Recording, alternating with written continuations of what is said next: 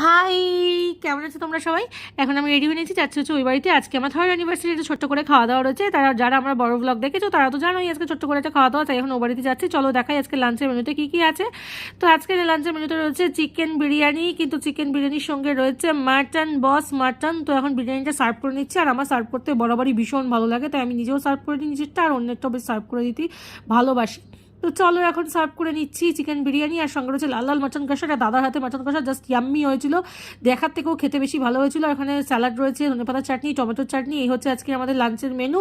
এদিকে দেখো পূজা বসে গেছে খেতে, আর আমিও বসে গেছি খেতে। আর ওদিকে দেখো মা একটু হেল্প করে দিচ্ছিল আমাদের, কী কী লাগবে না লাগবে দেখছিল। আর ওদিকে তোমাদের দাদাভাইও বসে গেছে, আমার দাদাও কাঁটা চামচ দিয়ে একদম সাহেবি স্টাইলে খেতে বসে গেছে। আর এদিকে আমার মাও বসে গেছে, মাকেও সার্ভ করে দিচ্ছি। বাবা হচ্ছে ভেতর বাঙালি, তাই বাবাকে ভাত দিয়েছি, গরম গরম ভাত দিয়ে বাবা ধনেপাতার চাটনি আর মাংস খাচ্ছে। আর এখানে লিমকা, পান আর আইসক্রিম দিয়ে আজকে মিনি ব্লগটা শেষ করলাম। টাটা, বাই বাই, সবাই ভালো থেকো।